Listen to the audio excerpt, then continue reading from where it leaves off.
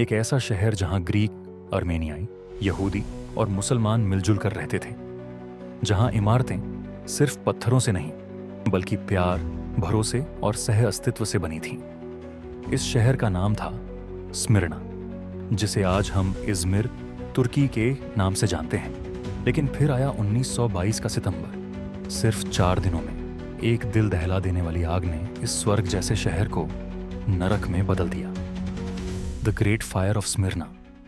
ये सिर्फ एक आग नहीं थी, ये थी एक पूर्व नियोजित साजिश, एक सांस्कृतिक सफाया, एक धर्म और नस्ल की आड़ में किया गया नरसंहार। इस आग में करीब 1 लाख लोग मारे गए।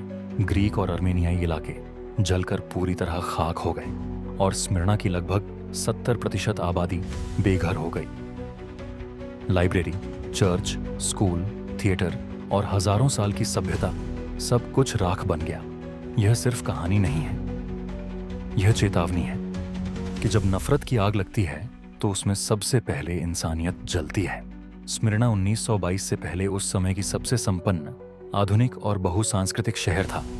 वहां की सड़कें यूरोपीय कला, ग्रीक वास्तुकला और ऑटोमन संस्कृति का अद्वितीय संगम थीं। यहाँ के लोग ग्रीक बोलते थे, फ्रेंच पहनते थे और तुर्की खाना खाते थे। यहाँ थी आधुनिक सड़कें, बिजली, थिएटर, पुस्तकालय और यूरोपियन वास्तुकला।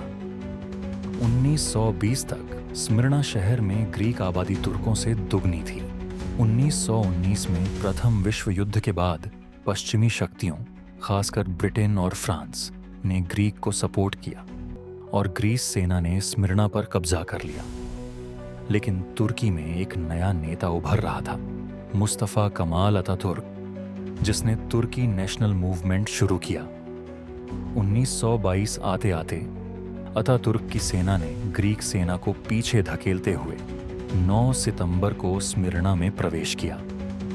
यह वो क्षण था जब एक शांतिपूर्ण शहर की किस्मत बदल गई और नरसंहार की तैयारी शुरू हो चुकी थी।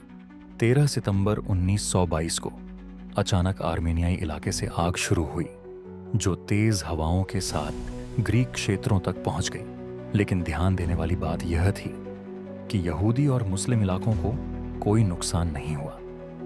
गवाहों के अनुसार तुर्की सैनिकों और असैनिकों ने जानबूझकर चर्चों, स्कूलों और घरों को जलाया।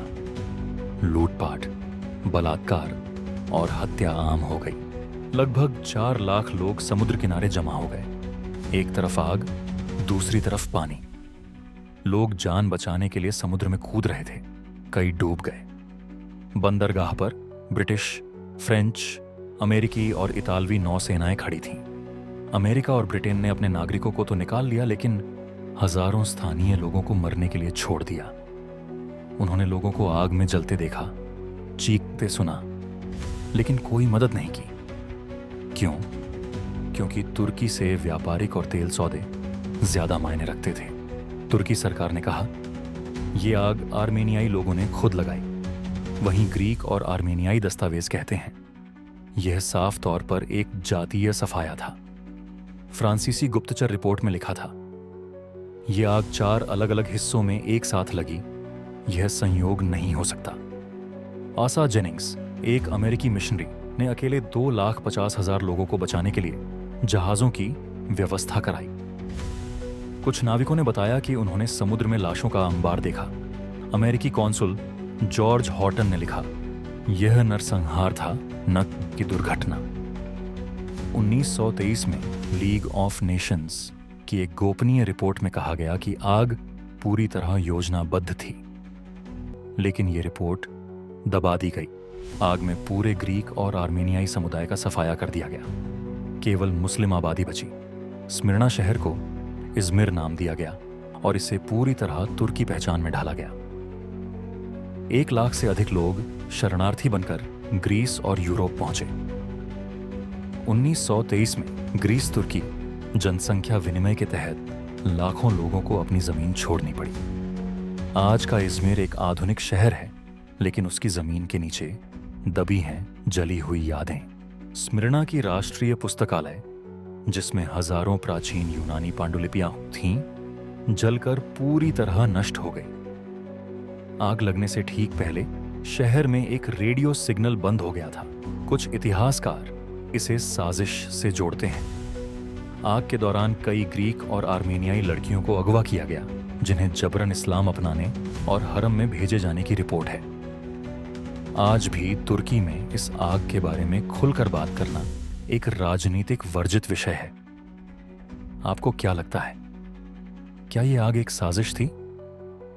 कमेंट में अपनी राय जरूर दें। अगर आपको यह वीडियो जानकारीपूर्ण लगी हो तो इसे लाइक करें, शेयर करें और हमारे चैनल को सब्सक्राइब करना न भूलें। धन्यवाद। फिर मिलेंगे एक और रोचक और रहस्यमय कहानी के साथ। तब तक के लिए ध्यान रखें और इतिहास को जानें।